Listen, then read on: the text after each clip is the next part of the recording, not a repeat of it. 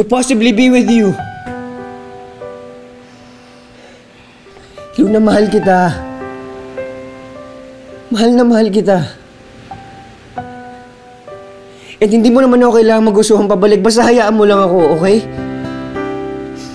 Okay? Please. So, look for someone else. Huh? Look for someone your age. Someone na hindi mo na kailangan i-figure out. Someone like Ara. She's there for you.